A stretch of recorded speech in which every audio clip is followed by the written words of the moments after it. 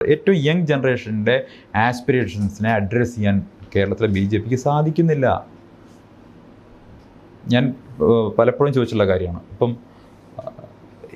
ഇപ്പോഴത്തെ യൂത്തിൻ്റെ ഐക്കൺസ് ആയിട്ടുള്ള സിംഗേഴ്സ് ആരാ എന്ന് വെച്ച് കഴിഞ്ഞാൽ കേരളത്തിലെ BJPക്കാർക്ക് നേതാക്കന്മാരൊക്കെ അറിയില്ല. എനിക്കറിയാം. ഇപ്പോഴും അവിടെ വെച്ച് കഴിഞ്ഞാൽ അവർക്ക് ഇപ്പോഴും പഴയ യേശുദാസിൻ്റെ കാലത്ത് നിന്ന് ബസ് കിട്ടാത്തവരാണ്. ഞാൻ ആദ്യം പറഞ്ഞിരുന്നു, ബാലൻ റിലീസായ കാലത്ത് നിന്ന് ബസ് കിട്ടാത്തവരാണ് BJP ബസ്സിലിരിക്കുന്നത്. ഇന്നത്തെ യങ് ജനറേഷൻസിന് ഡാപ്സീനെ വേണം, വേടനെ വേണം, അതല്ലെങ്കിൽ അതാണ് ഇന്ന് യങ് ജനറേഷൻ. ഞാൻ അത് പറയുന്നത് പർട്ടിക്കുലർ സിംഗേഴ്സിൻ്റെ പേരിലാണ് പറയുന്നത്. ഇന്നത്തെ യൂത്തിൻ്റെ തോട്ട് അല്ലെങ്കിൽ അവരുടെ ആസ്പിറേഷൻസിനെ അഡ്രസ്സ് ചെയ്യാനുള്ള ഒരു മെക്കാനിസവും BJPയിലില്ല. തികച്ചും പരമ്പരാഗതമായിട്ടുള്ള രീതിയിൽ പോളറൈസേഷൻ പൊളിറ്റിക്സുകൾ ചില ഒരാൾക്കും താല്പര്യമില്ല. ഇന്നത്തെ കുട്ടികൾക്ക് ഇത്തരത്തിലുള്ള വർഗീയമായിട്ടുള്ള കാഴ്ചപ്പാടുകളോട് ഒരു താല്പര്യവും അവർക്കില്ല. അവർ പരസ്പരം എൻ്റെ മകൻ തന്നെ ഏറ്റവും വലിയ ഉദാഹരണമാണ്. അവർക്കൊന്നും ഇത്തരത്തിലുള്ള എന്താ പറയുക മതം പറഞ്ഞിട്ടുള്ള പൊളിറ്റിക്സിനോടൊന്നും ഒരു താല്പര്യമില്ല. പക്ഷെ അവരൊക്കെ എല്ലാം ഹൈലി എന്താ പറയുക പൊളിറ്റിക്കൽ നോളജ് ഉള്ളവരാണ്. എൻ്റെ മകനൊക്കെ 8ാം ക്ലാസ്സിൽ പഠിക്കുന്ന അവൻ തന്നെ അമേരിക്കയിലത്തെ ഇലക്ഷനെ കുറിച്ചിട്ടും അല്ലെങ്കിൽ യൂറോപ്യൻ കൺട്രീസിനൊക്കെ ഇലക്ഷനെ കുറിച്ചൊക്കെ പറഞ്ഞിട്ട് എനിക്ക് അത്ഭുതം തോന്നിപ്പോകും. അപ്പോൾ കേരളത്തിലെ BJP ലീഡേഴ്സിന് വെച്ച് കഴിഞ്ഞാൽ എന്താ അവർക്ക് അതിനെക്കുറിച്ചൊരു ധാരണ ഉണ്ടാവില്ല. കേരളത്തിലെ BJPയുടെ മാത്രം പ്രശ്നമാണ് അല്ല, കേന്ദ്ര BJPയുടെ വലിയ പ്രശ്നമാണ്. കേന്ദ്ര BJP കരുതിയിരിക്കുന്നത് അവിടുത്തെ കോപ്പി പേസ്റ്റ് UP പൊളിറ്റിക്സ് ഇവിടെ നടക്കുന്നുള്ളതാണ്. പാലക്കാട് കോൺഗ്രസ് ജയിച്ചു കഴിഞ്ഞിട്ട് ആദ്യം പ്രകടനം നടത്തിയത് SDP. അപ്പോൾ ഒരു എക്സ്ട്രീം മറ്റേ എക്സ്ട്രീമിലേക്ക് പോയതായിട്ട് ഒരു ഫീലിംഗ്. UDFന്റെ പ്രകടനത്തിൽ എവിടെയും SDP ഉണ്ടായിരുന്നില്ല. അപ്പോൾ അവിടെ ആർക്ക് വേണം പ്രകടനം നടത്താം. UDFന്റെ പ്രകടനത്തിൽ ഞാൻ പങ്കെടുത്താണ്.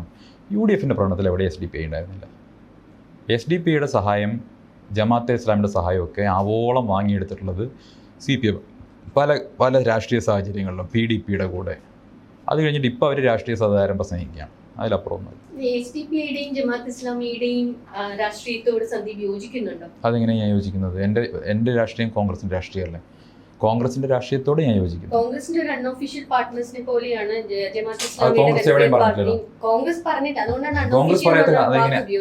കോൺഗ്രസ് പറയാത്ത കാര്യം ഞാൻ എങ്ങനെ അക്നോളജ് ചെയ്യുന്നത്? കോൺഗ്രസ് അത് പറഞ്ഞിട്ടില്ലല്ലോ, പിന്നെ ഞാൻ എന്തിനാ അത് അക്നോളജ് ചെയ്യുന്നത്? അല്ല, അതെങ്ങനെയാണ് യോജിക്കുന്നത്? എൻ്റെ രാഷ്ട്രീയം ഞാൻ കോൺഗ്രസിന്റെ രാഷ്ട്രീയമല്ല. അപ്പൊ ഞാൻ വേറെ ഏതെങ്കിലും പാർട്ടി രാഷ്ട്രീയത്തോട് എങ്ങനെ യോജിക്കുന്നു? രണ്ടുപേരും അവർ ക്ലെയിം എടുത്തിട്ടുണ്ട്. പാലക്കാടുള്ള വിക്ടറിയിലും ക്ലെയിം എടുത്തിട്ടുണ്ട്. ഇതിനു മുന്നേ ലോക്സഭ ഇലക്ഷനിൽ അവർ കംപ്ലീറ്റ്ലി സപ്പോർട്ട് ചെയ്തിട്ടുണ്ട് UDFനെ. ഞാനതാ പറഞ്ഞത്, SDP-യും ജമാഅത്തെ ഇസ്ലാമിയും ഒക്കെ കഴിഞ്ഞ കുറേ തെരഞ്ഞെടുപ്പുകളിൽ ആരെയൊക്കെ സപ്പോർട്ട് ചെയ്തിട്ടുണ്ട്? SDP-യുടെ വോട്ട് കോടിയേരി തലശ്ശേരിയിൽ മത്സരിക്കുമ്പോൾ വാങ്ങിയിട്ടില്ലേ? രാജ്മോഹൻ ഉണ്ണിത്താനെ പരാജയപ്പെടുത്താൻ വേണ്ടി വാങ്ങിയിട്ടില്ലേ?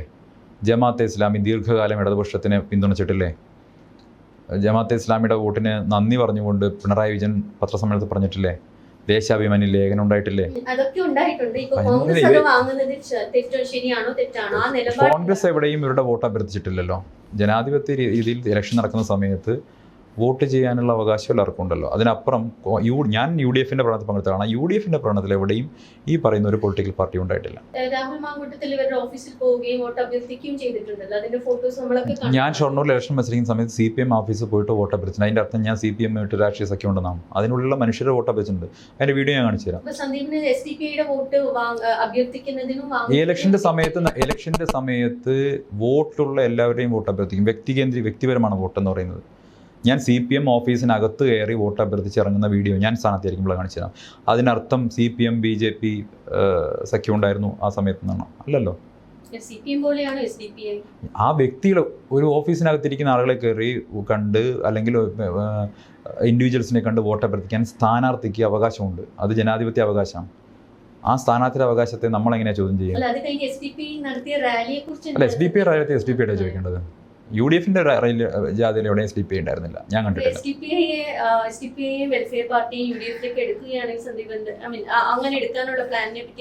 അങ്ങനെ പ്ലാൻ ഉണ്ടെന്ന് എനിക്കറിയില്ല. ഞാൻ അഭിപ്രായം പറയേണ്ട കാര്യമില്ല. അങ്ങനെ അഭിപ്രായം ഉണ്ടെന്ന് എനിക്ക് തോന്നുന്നില്ല. ഞാൻ അറിഞ്ഞിട്ടുമില്ല. അങ്ങനെ ചർച്ച പോലും നടന്നിട്ട് എനിക്കറിയില്ല. അറിയാത്ത കാര്യത്തെക്കുറിച്ച് ഞാൻ എന്തിനാ അഭിപ്രായം പറയുന്നു? പാലക്കാട് ഇലക്ഷൻ കഴിഞ്ഞിട്ട് ഈ കോൺഗ്രസിന്റെ വിക്ടറി, ഇപ്പോഴത്തെ BJPക്ക് കുറെ പ്രശ്നങ്ങൾ പല സ്ഥലത്തുനിന്നും പലരും പറയും. വയനാട്, പാലക്കാട് മുനിസിപ്പാലിറ്റി. ഇപ്പം BJPയുടെ ഒരു ഇതെന്താണ്, പൊളിറ്റിക്കൽ സിറ്റുവേഷൻ എന്താണ് കേരളത്തിൽ? നേരത്തെ സൂചിപ്പിച്ച പോലെ തന്നെ BJPയുടെ ഇപ്പം തൃശ്ശൂർ ജയിക്കാണ്ടായ സാഹചര്യം CPM ജയിപ്പിച്ചു കൊടുത്ത ഒരു ഇലക്ഷൻ കൂടിയാണ്. പിന്നെ സുരേഷ് ഗോപി എന്ന് പറയുന്ന വ്യക്തിക്ക് കിട്ടിയിട്ടുള്ള കുറേ വോട്ടാണ്. പൊളിറ്റിക്കൽ വിക്ടറി അല്ല. പൊളിറ്റിക്കൽ വിക്ടറി BJPക്ക് കേരളത്തിൽ കിട്ടിയിട്ടില്ല. അതിൻ്റെ ഏറ്റവും വലിയ ഉദാഹരണമാണ് പാലക്കാട് ഇലക്ഷൻ. പാലക്കാട് ഇലക്ഷൻ BJPയുടെ അല്ലെങ്കിൽ RSSൻ്റെ ഏറ്റവും കേരളത്തിലെ ഏറ്റവും പ്രധാനപ്പെട്ട കേന്ദ്രം. ആ കേന്ദ്രത്തിൽ അവർ രാഷ്ട്രീയമായി വിജയം നേടുമെന്ന് പ്രഖ്യാപിച്ച് സംഘടനാപരമായ ശക്തി കൊണ്ട് ഇലക്ഷൻ ജയിക്കും എന്ന പ്രതീക്ഷയിലാണല്ലോ സംസ്ഥാന ജനറൽ സെക്രട്ടറി സ്ഥാനാർത്ഥിയാക്കുന്നത്. ഇപ്പോൾ ശോഭാ സുരേന്ദ്രനെ പോലെ ഏറ്റവും ജനകീയ മുഖമുള്ള ഒരു സ്ഥാനാർത്ഥിയെ അവിടെ നിർത്താതെ, അല്ലെങ്കിൽ കൂടുതൽ വോട്ട് പിടിക്കാൻ സാധ്യത മറ്റൊരാളെ നിർത്താതെ വെറും സംഘടനയുടെ കരുത്തുകൊണ്ട് ജയിക്കുമെന്നാണല്ലോ അവർ അവകാശപ്പെട്ടത്. അപ്പോൾ അതിൻ്റെ അർത്ഥം എന്താ? ഇപ്പോൾ പറയുന്നത് ഞങ്ങൾക്ക് അത്ര വോട്ടില്ല എന്നാണ് പറയുന്നത്. അതിൻ്റെ അർത്ഥം സംഘടനാപരമായി കേരളത്തിൽ BJPക്ക് ജയിക്കാൻ കഴിയില്ല, അവർ ഏറ്റവും ശക്തമായ സ്ഥലത്ത് പോലും എന്ന് അവർ തന്നെ അക്നോളജ് ചെയ്തിരിക്കുകയല്ലേ ഇലക്ഷൻ കഴിഞ്ഞപ്പോൾ. ശോഭാ സുരേന്ദ്രനെ നിർത്തിയിരുന്നെങ്കിൽ കുറച്ചുകൂടി ബെറ്റർ ചാൻസസ് ഉണ്ടാവുമായിരുന്നു.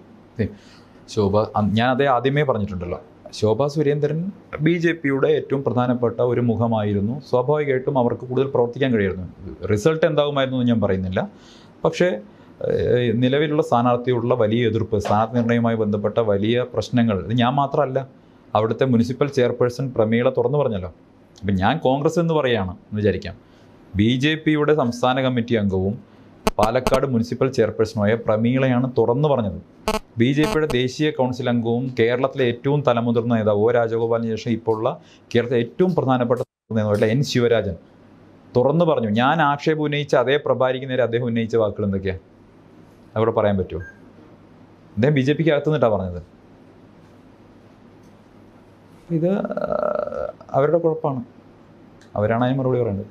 2 ജില്ലാ കമ്മിറ്റികൾ പാലക്കാട്, തൃശ്ശൂർ സന്ദീപിനെതിരെ പരാതി കൊടുത്തതിന്റെ അടിസ്ഥാനത്തിലാണ് സന്ദീപിനെ സംസ്ഥാന കമ്മിറ്റി വക്താവ് സ്ഥാനം. അത് കഴിഞ്ഞ് സുരേന്ദ്രൻ മുൻകൈ എടുത്താണ് സന്ദീപിനെ തിരിച്ച് സംസ്ഥാന കമ്മിറ്റിയിലേക്ക് കൊണ്ടുവരുന്നത്. തെറ്റാണ്. അത് കഴിഞ്ഞിട്ട് പിന്നെ വയനാട് തെരഞ്ഞെടുപ്പിൽ സുപ്രധാനമായിട്ടുള്ള ചുമതലയും സന്ദീപ്. അപ്പോൾ അത് കഴിഞ്ഞിട്ട് നിങ്ങൾ തമ്മിൽ തെറ്റാനുള്ള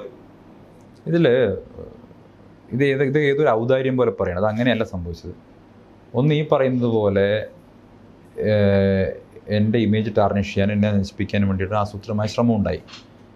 ഞാൻ എന്തെങ്കിലും വലിയ മഹാ അപരാധം ചെയ്തയാളോ ഒരു മോശക്കാരനോ ആയിരുന്നെങ്കിൽ എനിക്ക് തോന്നുന്നില്ല BJP പോലൊരു പാർട്ടിയിൽ നിന്ന് നടപടി എടുത്തതിന് ശേഷം 4-5 മാസത്തിനകമാണ് എന്നെ തിരിച്ച് കൊണ്ടുവരുന്നത്.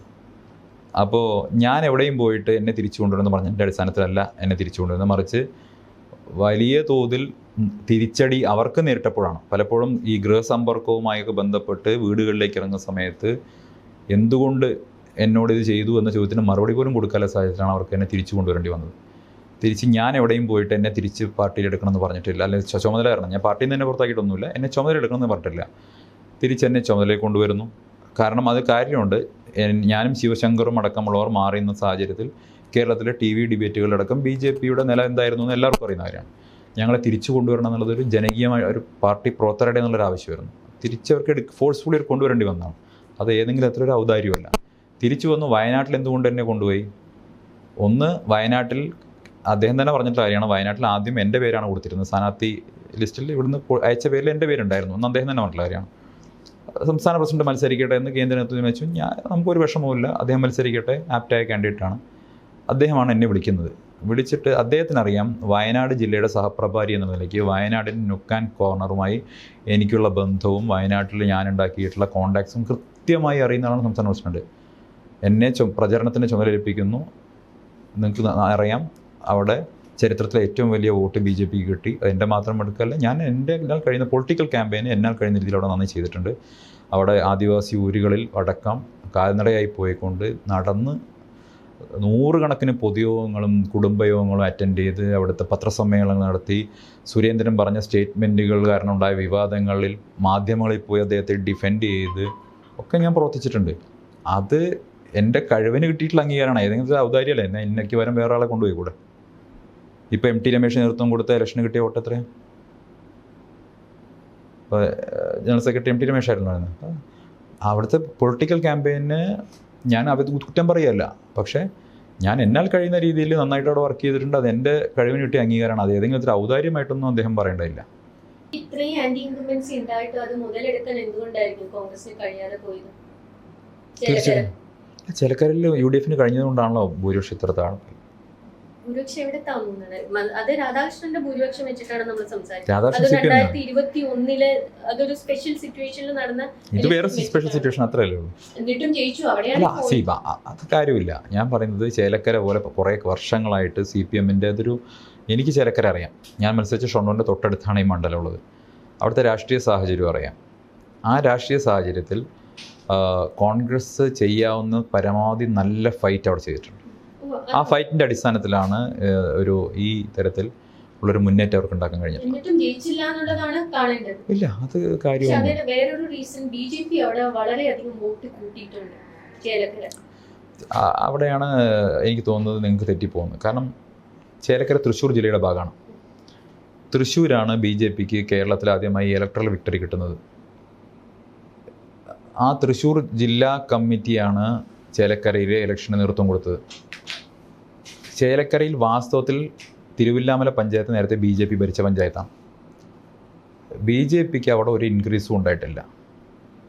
ഉണ്ടായി എന്ന് പറയുന്നത് തെറ്റാണ്. BJPക്ക് ഉണ്ടായ ഇൻക്രീസ് അല്ല. അപ്പം അതൊരു ഇൻക്രീസ് ആയിട്ട് കണക്കാക്കാൻ പറ്റില്ല. കാരണം അതല്ല നിലവിലെ പൊളിറ്റിക്കൽ സിറ്റുവേഷൻ, അവർ ക്ലെയിം ചെയ്യുന്ന പൊളിറ്റിക്കൽ സിറ്റുവേഷൻ അനുസരിച്ചിട്ടുള്ള ഒരു ഇൻക്രീസ് അവിടെ ഉണ്ടായിട്ടില്ല. അത് സ്വാഭാവികമായിട്ടുണ്ടാകാവുന്ന തൃശ്ശൂരിൽ സുരേഷ് ഗോപിയുടെ ഒക്കെ സാന്നിധ്യം കൊണ്ടുണ്ടാകാവുന്ന ആ ജയിക്കാൻ പക്കവണ്ണം അവരെന്താ പറഞ്ഞിരുന്നത്? 45,000 കിട്ടും 50,000 കിട്ടുന്നല്ലേ പറഞ്ഞിരുന്നത്. അവിടേക്കൊന്നും എത്തിയില്ലല്ലോ. ഇത് സ്വാഭാവികമായിട്ടും ഉണ്ടാകാവുന്ന ഒരു സാധാരണ ഇൻക്രീസിനപ്പുറം ഒന്നും അവിടെ സംഭവിച്ചിട്ടില്ല. അവിടെ നടത്തിയിട്ടുള്ള പണക്കൊഴുപ്പിൻ്റെ പ്രചാരണത്തിന് ഇതൊക്കെ നടത്തിയിട്ട് പോലും അവർക്ക് അവിടെ ഒന്നും ചെയ്യാൻ പറ്റിയിട്ടില്ല. അതായത് തൃശ്ശൂരിലെ സുരേഷ് ഗോപിയുടെ വിജയം കേവലം ഇത് തെളിയിക്കുന്നത്, തൃശ്ശൂരിലെ സുരേഷ് ഗോപിയുടെ വിജയം അത് അദ്ദേഹത്തിൻ്റെ പേഴ്സണൽ ഇമേജും ഒപ്പം സംസ്ഥാനത്ത് CPMൻ്റെ സഹായം കൊണ്ട് കിട്ടിയ തെരഞ്ഞെടുപ്പ് വിജയത്തിൽ അപ്പുറം ഒന്നുമില്ല. CPMന്റെ സഹായം എങ്ങനെയാണ് പറയുന്നത്? CPM വോട്ട് 2019 2024 കൂടിയിട്ടേ ഉള്ളൂ. കോൺഗ്രസിന് വോട്ട് കൃത്യമായിട്ട് 70,000 വോട്ട് കുറയുകയും ആ വോട്ട് BJPക്ക് കൂടുകയും ചെയ്തത്. വോട്ട് മാത്രമല്ലല്ലോ, തൃശ്ശൂരിലുണ്ടായിട്ടുള്ള രാഷ്ട്രീയ സാഹചര്യമൊക്കെ നമ്മൾ നിരവധി തവണ ചർച്ച ചെയ്തിട്ടാണ്. ഞാൻ വലിയ പൂർണ്ണമായിട്ട് കിടക്കുന്നില്ല. പക്ഷേ അനുകൂലമായിട്ടൊരു രാഷ്ട്രീയ സാഹചര്യം രൂപപ്പെടുത്താൻ വേണ്ടി സുരേഷ് ഗോപിക്കൊരു അല്ലെങ്കിൽ BJP ജയിക്കാൻ ഇടയാക്കുന്ന രീതിയിലുള്ള രാഷ്ട്രീയ സാഹചര്യം രൂപപ്പെടുത്താൻ വേണ്ടി CPM ശ്രമിച്ചിട്ടുണ്ടെന്നുള്ള വസ്തുതയാണ്. ഈ അങ്ങനെ അനുകൂലമായ രാഷ്ട്രീയ സാഹചര്യം രൂപപ്പെട്ടാൽ കോൺഗ്രസിന്റെ വോട്ട് BJPക്ക് പോകും. കോൺഗ്രസിന്റെ വോട്ട് BJPക്ക് എന്നല്ല, ഒരു പെർസെപ്ഷൻ ക്രിയേറ്റ് ചെയ്യണല്ലോ. കോൺഗ്രസിന്റെ എല്ലാ വോട്ടും ആരുടെയും എന്താ പറയുക, ഇന്ന വോട്ട് ഇന്നയാളെ നമുക്ക് രജിസ്റ്റർ ചെയ്ത് വെക്കാൻ പറ്റില്ലല്ലോ. ഒരു പെർസെപ്ഷൻ ക്രിയേറ്റ് ചെയ്യപ്പെടുകയാണ്. ഇന്നയാൾ ജയിക്കുന്ന ഒരു പെർസെപ്ഷൻ ക്രിയേറ്റ് ചെയ്യപ്പെടുമ്പോൾ, അതിന് അനുകൂലമായിട്ടുള്ള സാഹചര്യം ക്രിയേറ്റ് ചെയ്യപ്പെടുമ്പോൾ സ്വാഭാവികമായിട്ടും ഫ്ലോട്ടിംഗ് വോട്ട്സ് അങ്ങോട്ടും ഇങ്ങോട്ടൊക്കെ പോവും. അത് സ്വാഭാവികമാണ്. അങ്ങനെ ഒരു പാർട്ടിയുടെ കുത്തകയൊന്നുമല്ലോ വോട്ടുകൾ. ഈ ക്രിസ്ത്യൻ കമ്മ്യൂണിറ്റി BJPയോട് കുറച്ചുകൂടി അടുത്ത് വരുന്നു എന്ന് നമ്മൾ ഇപ്പോൾ തൃശ്ശൂർ ഇലക്ഷൻ ഒരു എക്സാമ്പിളായിട്ട് പറയാറുണ്ട്. അതിനെ എങ്ങനെയാണ് നോക്കിക്കാണുന്നത്? അതിനുവേണ്ടി ശ്രമങ്ങൾ BJP കൃത്യമായി അത് പൂർണ്ണമായും പരാജയപ്പെട്ടു എന്നാണല്ലോ പാലക്കാട് റിസൾട്ട് സൂചിപ്പിക്കുന്നത്. പൂർണ്ണമായും പരാജയപ്പെട്ടല്ലോ. ക്രിസ്ത്യൻ കമ്മ്യൂണിറ്റിക്ക് കാര്യങ്ങൾ മനസ്സിലായിട്ടുണ്ട്. BJPയുടെ ഈ ക്രിസ്ത്യൻ സ്നേഹം വാസ്തവത്തിൽ കാപട്യമാണെന്ന് അവർക്കറിയാം. ക്രിസ്ത്യൻ കമ്മ്യൂണിറ്റിയോട് വല്ലാതെ സ്നേഹം അനുഭവിക്കുന്ന അതേ സമയത്താണ് കേസരിയിലും ജന്മഭൂമിയിലുമൊക്കെ അതിനിശ്ചിതമായി ക്രൈസ്തവ വിഭാഗത്തെ ആക്ഷേപിച്ചുകൊണ്ടുള്ള ലേഖനങ്ങൾ വന്നിട്ടുള്ളത്. മിഷണറിമാരെ ആക്ഷേപിച്ചുകൊണ്ട് ഈ അടുത്ത കാലത്ത് പോലും വന്നിട്ടുണ്ടല്ലോ. അപ്പോൾ എങ്ങനെയാണ് നിങ്ങൾക്കൊരു ഇരട്ട മുഖം കാണിക്കാൻ പറ്റുക?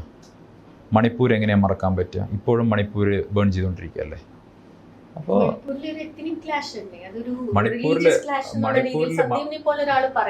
പിന്നെന്താ, ഞാൻ കോൺഗ്രസിൻ്റെ നിലപാടല്ലേ പറയുന്നത്? അല്ല, അതാണല്ലോ യാഥാർത്ഥ്യം. ഇപ്പോൾ ഈ റീസെൻറ്റ് ടൈംസ് പോലും മണിപ്പൂരിലെ ഒരു സമാധാനം കൊണ്ടുവരാൻ കഴിഞ്ഞിട്ടുണ്ടോ? ഇല്ലല്ലോ. അപ്പോൾ ഇതെല്ലാം ജനങ്ങളുടെ മുന്നിൽ ക്രൈസ്തവർക്ക് ബോധ്യപ്പെട്ടിട്ടുണ്ട് കാര്യങ്ങളൊക്കെ. ക്രൈസ്തവർക്ക് ഇവരുടെ ഈ കേക്ക് കൊണ്ടുപോയാലൊന്നും വീഴുന്നവരല്ല ക്രൈസ്തവർ.